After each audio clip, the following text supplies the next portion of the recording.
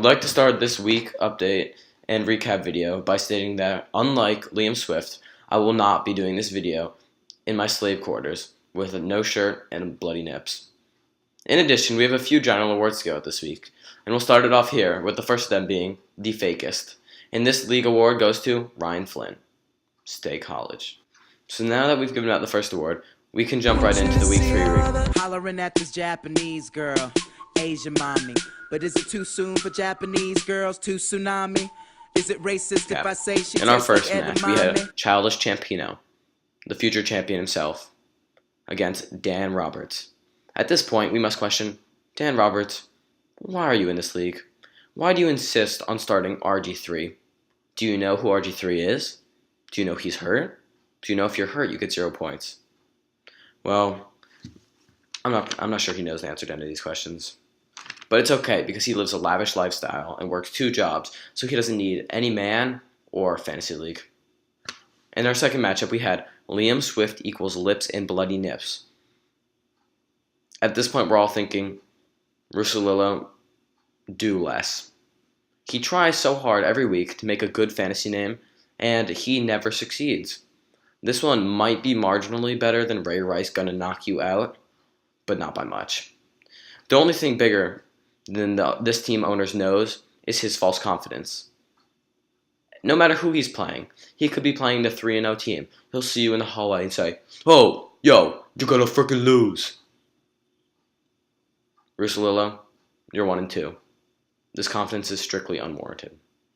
And on the other side, we had Liam Swift gaining a slight victory at 247 to 245, one of the best games of the week. And Liam Swift's name is first name, last name.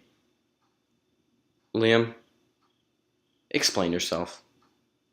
You even admitted Brad Yeet was a bad name, and this hasn't got much better. Liam Swift, am I the goalie yet? Liam Swift, okay, fine, I'm not, but maybe I'm better than Seidel. Okay, yeah, probably not even that. He at least fills up the goal. But it's okay, though, because he's friends with Books, so it's fine. The slight victory comes from the same kid who ferments alcohol in his own basement because no one will give him any. Liam, come on. In our next matchup, we have Stay High School, Cooper Jansen versus Allah, Beamon. And Beamon or Allah, depending on your religious preference, pulled this one out 222 to 206 on the back of Antonio Brown and his 2-touchdown performance.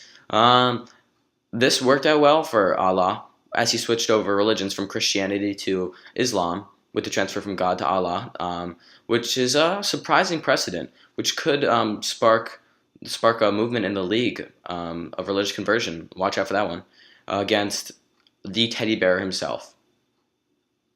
This is pretty similar to the rest of Cooper's life. He's winning, he's doing pretty well, and then life smacks him in the face, and he loses. Cooper, this is the same kid whose friends forced him to throw a banger, during which his laptop got stolen.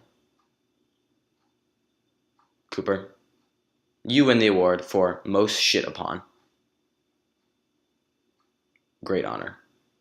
And in our fourth matchup, we have Flynn is AIDS, abbreviation LMK, Conrad Daggum, no doubt, versus Stay Preschool, Adams, or Cool Jimby. Even he can't explain that one. So, Adams, you pulled this one out, but I have a question for you. Have you noticed you've been getting lucky every single week? Here, let me pull up the standings. So, Adams is 3-0. Seemingly pretty good. But when you look a little closer, you can see that the points against him is 549, which is the lowest in the league. So on average, people score less points against Adams than they do against anyone else. Here we have Ben saying, oh, Adams' team is dope. Well, maybe he's just getting a little bit lucky. But we'll be back with more. And now back to the scoreboard. We see that Adams pulled it out over Conrad Daggum. Conrad, you scored 160 points. You would have lost to Dan Roberts this week. Let that sink in. Dan Roberts. My lord.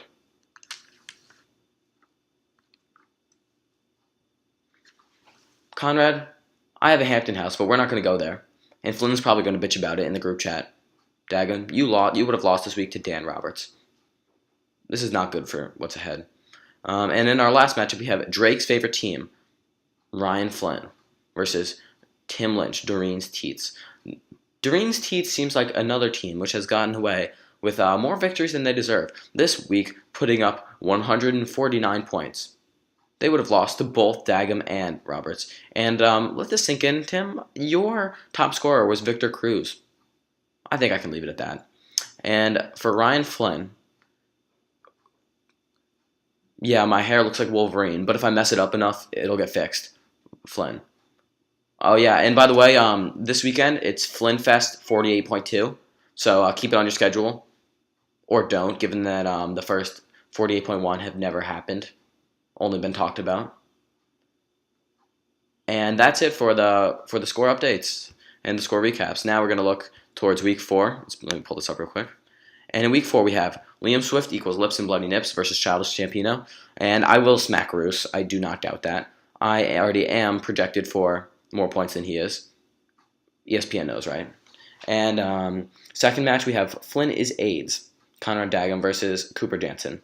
Well, I can only guess this is going to be a horrible matchup, but I'm going to give the edge to Cooper, as Conrad's horrible showing last week has left me doubtful and wondering whether he has contracted Ebola, which seems very likely at this moment. And third match is Liam Swift versus Drake's favorite team, Ryan Flynn. This is going to be a close one, no doubt. Matty Ryan's been lighting it up. Hopefully Matt Stafford won't have AIDS this week, but I will give the slight edge to Liam Swift because Flynn's so fake.